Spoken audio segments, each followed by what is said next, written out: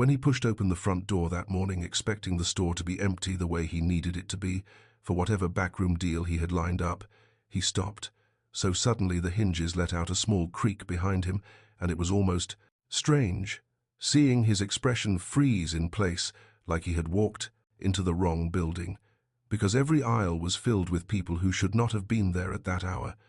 23 faces, steady and silent, forming a wall of witnesses between the lumber racks and the rows of paint cans, and standing at the counter where an older pair of hands had worked. For 4 decades was the man he thought he had already removed, the man he believed would never stand in that spot again, and the smile waiting for him carried something calm, something final, something that said this moment had been prepared long before he even woke up that morning. And the silence that followed wrapped around him like a net, before the voice he did not expect to hear again greeted him with a simple morning, as if this were any other Tuesday, and the confusion in his eyes flickered through the heavy air like a spark, looking for oxygen. But there was none, because the air belonged to the people who had shown up, not for him, but for the one person he never thought would fight back. And, before that frozen moment, before the trap tightened its edges 6 months earlier, everything had still been balanced on a fragile trust,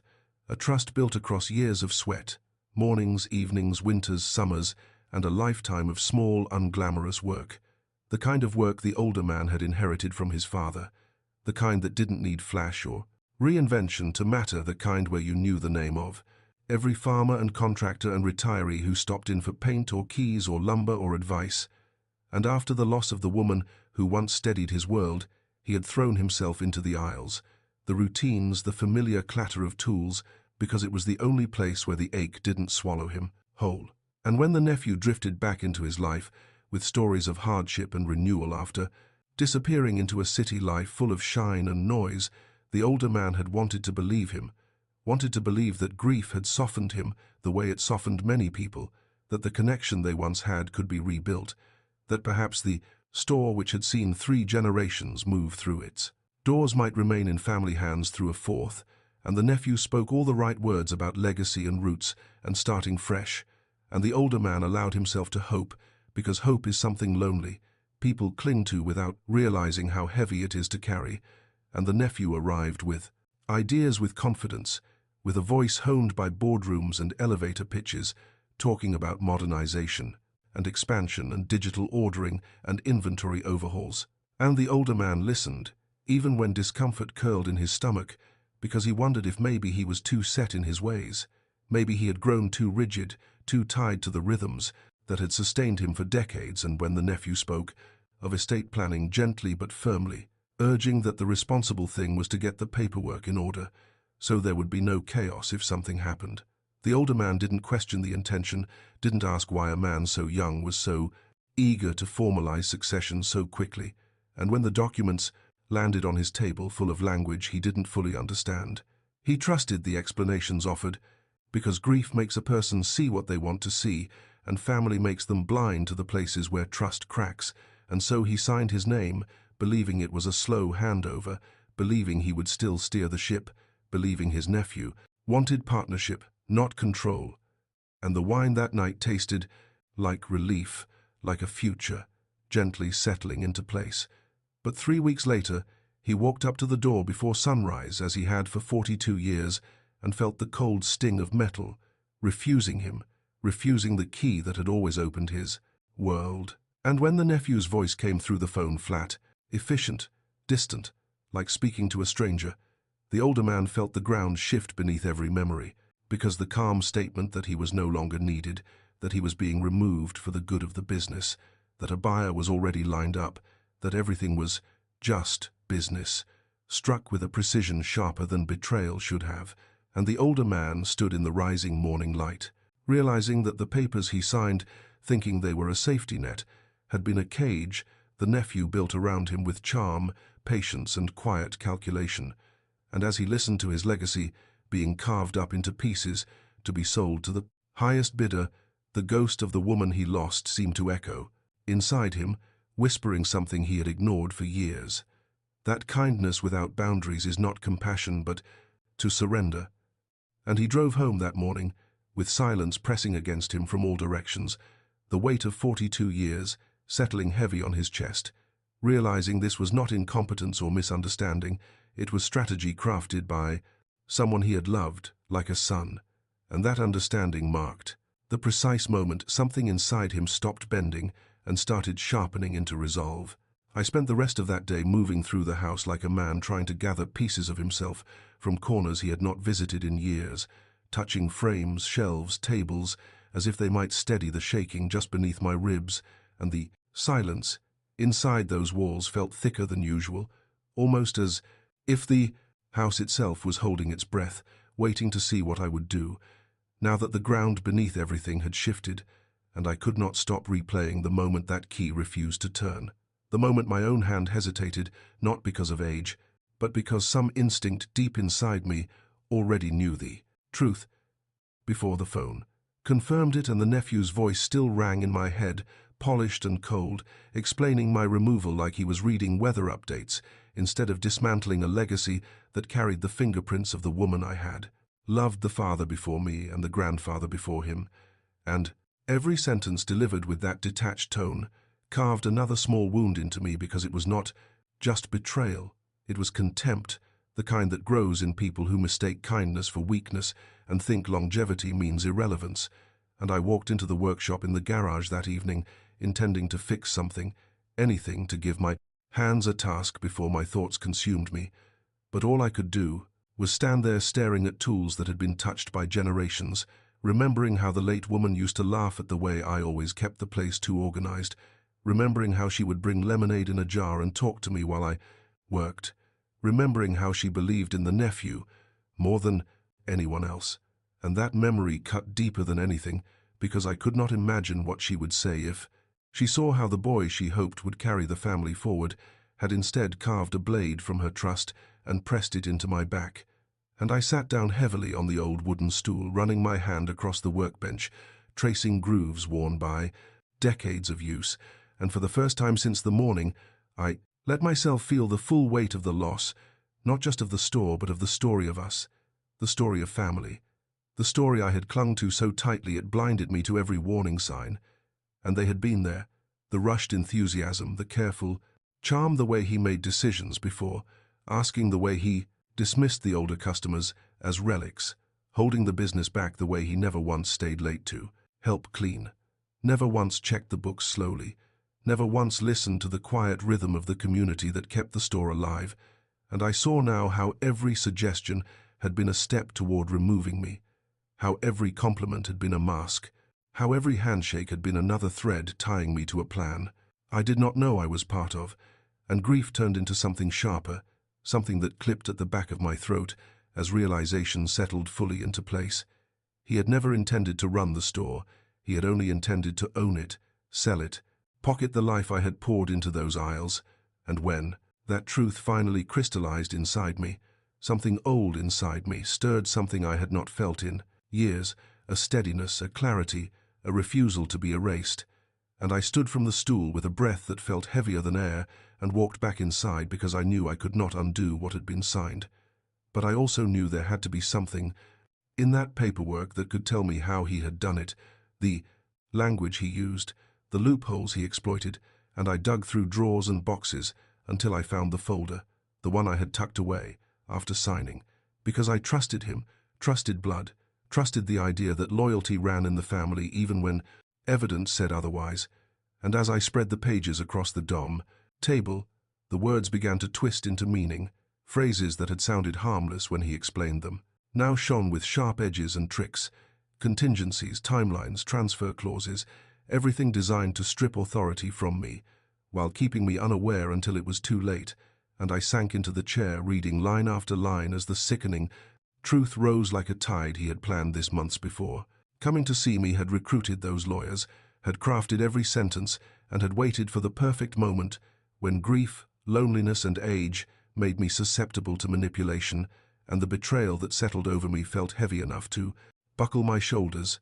But under it, beneath it, something stronger began to form, a resolve that clicked quietly into place, like a lock, turning this time for me, not against me. And I folded the papers slowly, deliberately, and placed them back in the folder,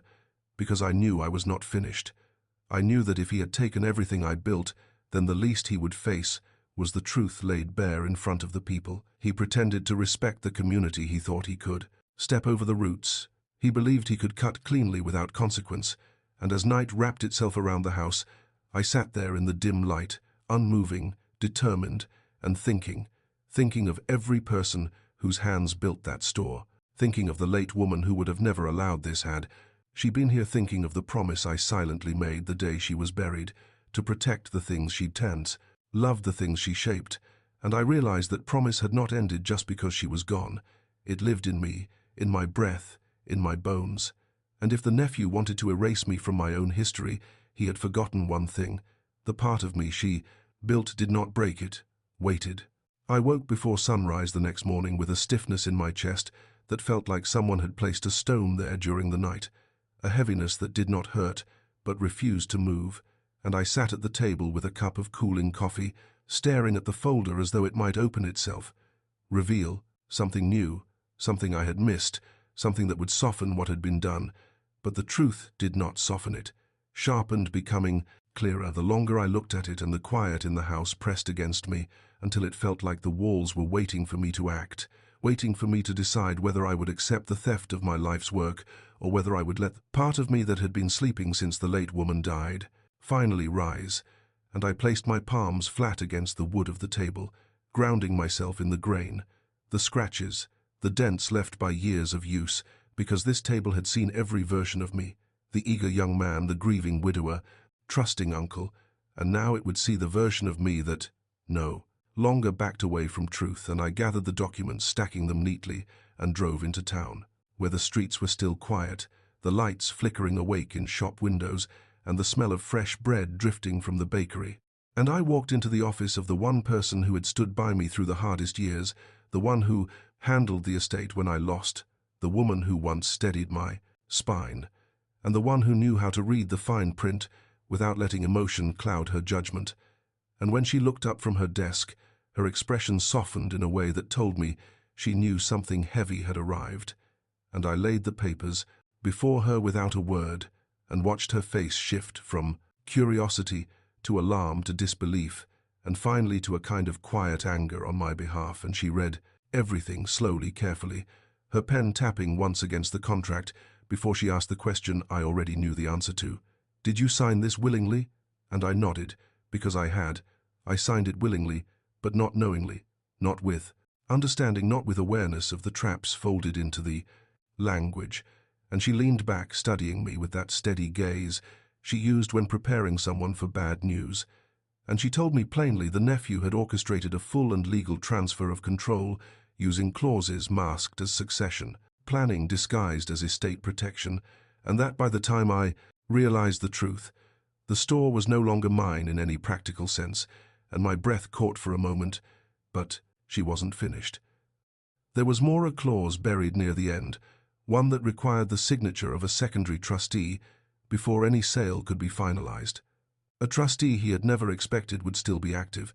and when she spoke the name of that trustee, the late woman's sister, I nearly laughed. Not from humor, but from the strange twist of fate that the nephew had forgotten, the one person whose signature he could never obtain, the one person who had moved across the country and cut ties with him after a falling out he believed he could ignore.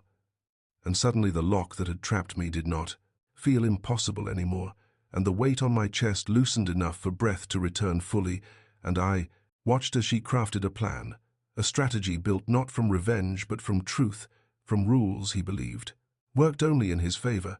And she outlined each step with precision, notifying the sister, initiating a challenge, halting the sale, demanding a full accounting of transactions under his control.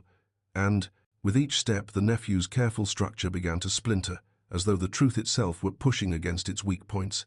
And when I left the office, the air outside felt colder, sharper, but in a way that made me feel awake, and I drove back to the house, gripping the wheel as if anchoring myself to the road, because I knew the nephew would not let this unfold. Quietly he would arrive with fury, with excuses, with manipulative charm, with every tool he had used on me before, and right on cue, the phone began to vibrate as though possessed, buzzing against the console with call after call, until finally it fell silent, replaced by a single message demanding to know what I had done, accusing me of sabotage, betrayal, insanity, and I deleted it without opening it because I no longer needed to read his words to know their shape. And the next morning, the knock came, not gentle but forceful, the kind meant to intimidate, the kind meant to jolt me into submission, and I opened the door but stayed behind. The screen, the same boundary I had used in another life of confrontation, and his expression was wild, controlled only by the thinnest thread, and he launched into a speech rehearsed for days about responsibility, about family, about how he had invested everything, about how I was destroying years of progress, and I watched without speaking, because I needed him to reveal the truth without me pulling a single word from him, and he did. He admitted, the plan admitted the timeline, admitted that the contracts were crafted to shift control, admitted that he needed the sale to go through because his own finances were collapsing, admitted that he thought I would be too old, too grief-worn, too trusting to notice until it was finished, and when he realized the magnitude of what he had confessed, his face tightened with fear, the kind that grows in people who finally see consequences stepping through the door behind them, and he demanded to know who had interfered, demanded to know how I had blocked the sale, demanded to know why I couldn't just let the business go. And when I said her name, the late woman's sister, he froze, his anger fracturing into disbelief and panic, because for the first time he understood the truth. He had forgotten the one person he could never manipulate, the one person whose signature he could not forge, the one person who cared about the store even more than he ever had. And he stepped back as though the air between us had become too heavy for him to breathe, and he whispered, "You can't win." And I answered not with rage but with truth. This was never about winning, this was about reclaiming what was stolen. And the moment he turned away, I felt the storm inside me settle, not because the battle was finished, because the part of me that had once broken now stood unshakable, ready for whatever came next. I watched him disappear down the driveway, with that stiff, frantic stride of someone who finally understood the wall he built for someone else had closed behind him instead. And after his car turned the corner, the world fell into a deep, ringing quiet, the kind that sinks into the floorboards and settles in the spaces between breath. And I stood there for a long moment, holding the edge of the door because some part of me needed the weight of it to stay upright. And when I finally stepped back inside the house, the air felt different, lighter in one sense, heavier in another, like a chapter that had gone on. Too long had finally reached the sentence that ends the page. And I walked to the kitchen, expecting my hands to shake, but they didn't. They were steady, calm, almost unfamiliar. And as I filled a glass of water, I felt something inside me loosen, a thread pulled free from a knot that had been tightening for months, maybe years, and the realization came slowly, painful, but certain that there was no version of this story where he and I could return to what we once were. No version where trust could be stitched back together. No version where the store I had poured my life into would ever be safe, while his name hovered anywhere near its doors. And once that truth solidified, I knew what I had to do next. Not out of vengeance, not out of panic, but out of survival. And I set the glass down and gathered every folder, every contract, every handwritten note. The late woman had kept every record of the store's beginnings, every document that proved what had been built long before he ever stepped foot inside those aisles, and I placed them carefully into boxes, tapping the lids shut with a kind of finality that felt like closing a tomb, not of death but of denial, and the house felt strangely alert, as though it could sense the change, the shift, the decision that would realign everything. And when the sun dipped lower, casting long lines of amber across the walls, I made the call, the one I had avoided for too long, one that would decide the future of everything I had loved. And the quiet, steady voice on the other end listened without interrupting, understood immediately, and offered a plan that was simple and devastating. Sell the house, relocate,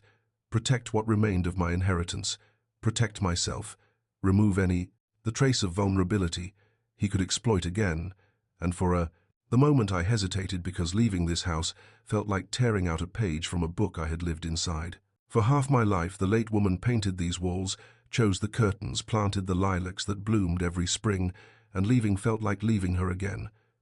But then I remembered how fiercely she hated dishonesty, how fiercely she believed in protecting the things that mattered, and I realized she would have shoved me toward the door herself, telling me that a home is not walls, it is peace and safety and truth, and none of those things lived here anymore. And so I said the words that sealed the decision, "I'm ready," and once spoken. Everything moved quickly. The appraisal, the listing, the paperwork, the signatures, the deadlines, each step bringing a strange mix of grief and relief with it. And as I began packing the rooms, memories rose with every object I touched, but instead of pulling me backward, they seemed to guide me forward, reminding me of who I used to be, before loss softened my boundaries, before loneliness blurred my judgment, before I mistook manipulation for connection. And on the third night after sunset, as boxes piled near the door, I stood in the living room, staring out at the neighborhood that had once felt solid under my feet, and realized I no longer feared starting over. What I feared was staying where harm had already taken root. And the following week, when the final documents arrived and the sale closed with numbers that made my breath catch, I felt that quiet click inside again, the same one from the morning he lost control, the same one that told me the tide had turned, not in violence but in justice. And I loaded the last box into the back of the truck alone, because there was no one left to help, and no one I needed help from. And when I took one last look at the house, it didn't hurt the way I expected it to. It felt like letting go of a weight I had carried long past. The moment it served me, and I drove through familiar streets, then unfamiliar ones, then long, empty stretches of highway, letting the distance grow, letting the past flatten behind me like a story pressed between closed pages. And when I arrived at the small coastal town hours away, the kind of place where the ocean hums like a heartbeat, and the nights are quiet enough to hear your own thoughts unbroken, I knew this was where I would rebuild, not the store, not the legacy, not the family I thought I had, but myself, the part of me that had been buried under years of compromise and grief and misplaced trust. And in those first days by the water, as I sat on the porch, listening to waves washing against rock,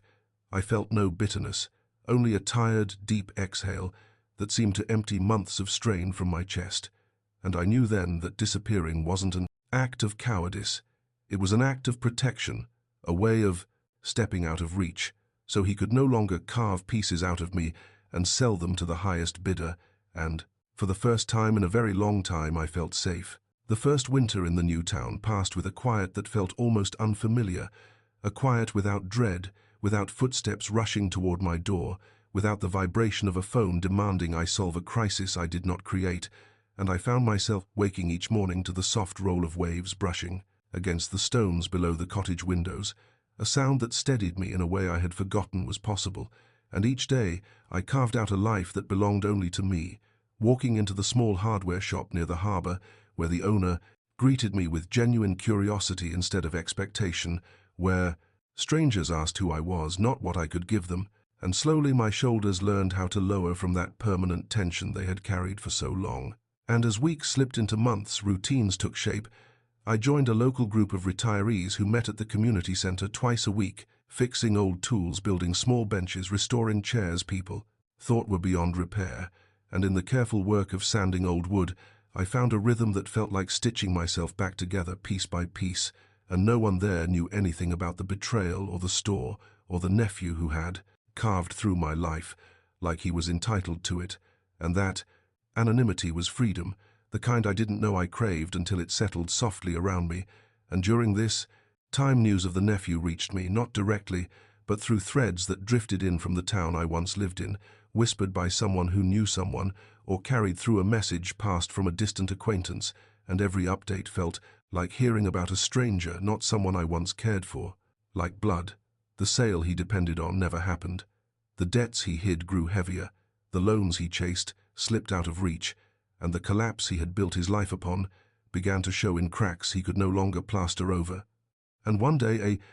the letter arrived, forwarded from my old address, a thin envelope containing pages from attorneys detailing the unraveling of every false structure he had built, financial investigations, the halted transactions, the flags raised by banks, the sudden disappearance of the investor he claimed would save everything. And I read each line with a stillness that did not rise into satisfaction, because pain does not soften, simply because the person who caused it finally stumbled under their own weight. And I set the papers down, feeling only a quiet sadness, because this was the path he chose, the path he insisted on, even when the truth was laid bare. And as spring approached, the world brightened in slow, soft ways, flowers pushing up through cold earth, children shouting near the docks, fishermen laughing over morning coffee, and I found comfort in those small signs of life, signs that asked nothing from me except presence. And then came the day I saw his name light up my phone, and for a moment my chest tightened automatically, as if my body remembered old patterns before my mind caught up, and I let it ring through to silence because I needed time, needed breath. I needed space to choose whether I was ready to hear the voice that once carved sharp edges into my days. And days later, another message appeared, not frantic, not demanding, simply asking if he could talk. And I sat with that message for a long time,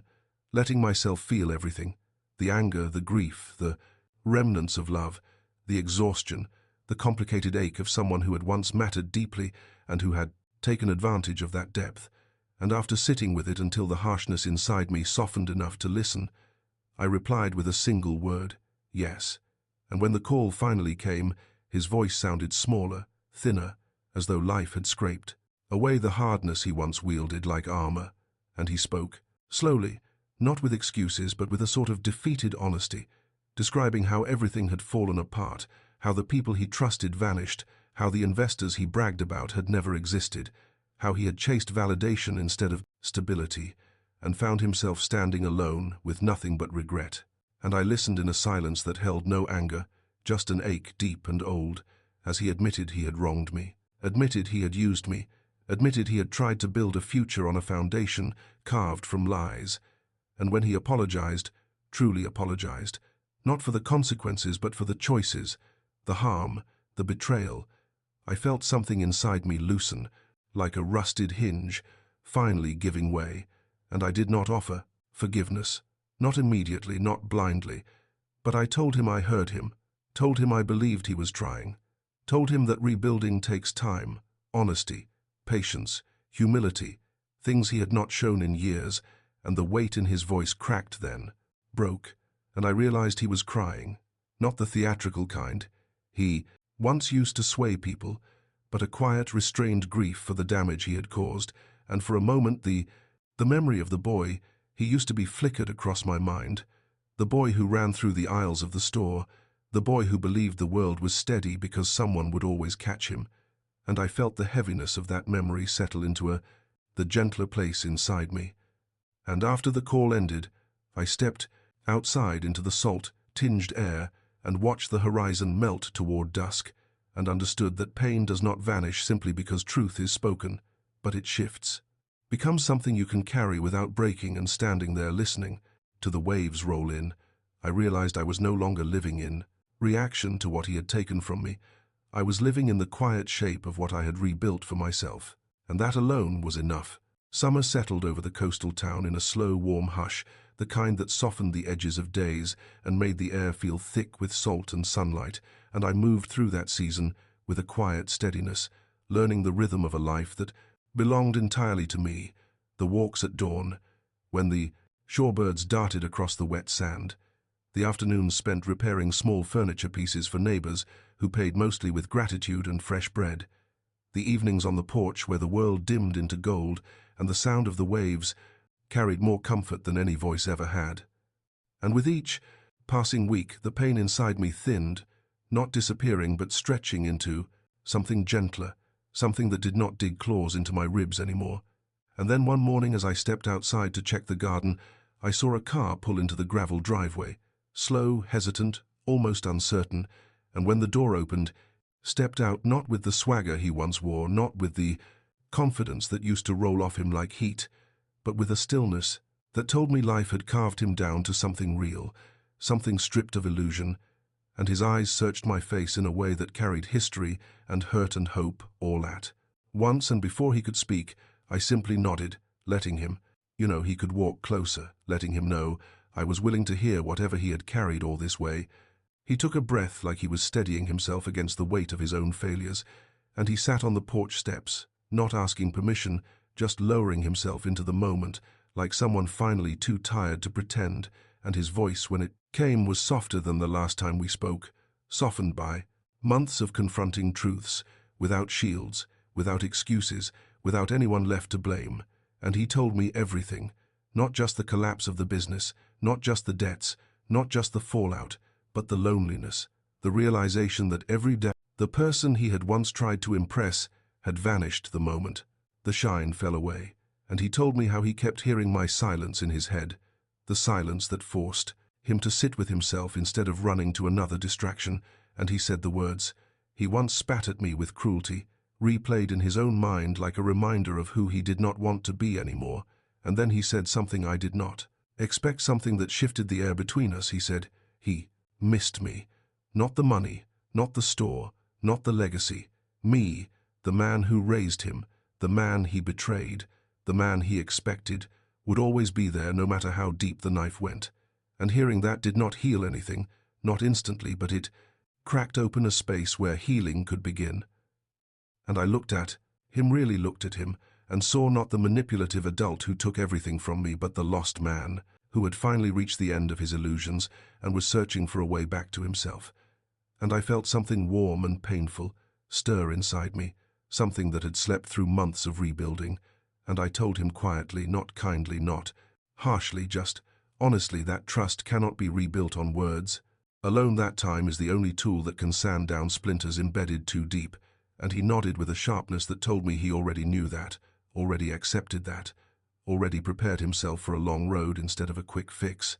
And we talked for hours in a slow, unhurried way about nothing and everything, about the late woman he missed too, about the store, about the people back home, about how grief turns people into versions of themselves they do not recognize until they break something that cannot be fixed.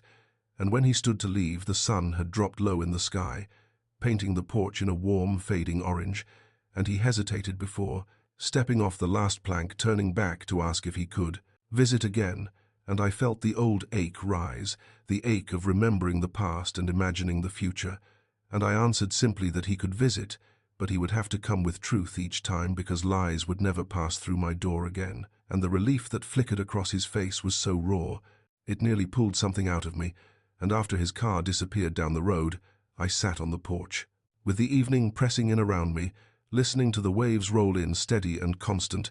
And I felt something shift inside me. Not forgiveness, not yet, but the shape of it beginning to form like a seed, catching light after a long winter.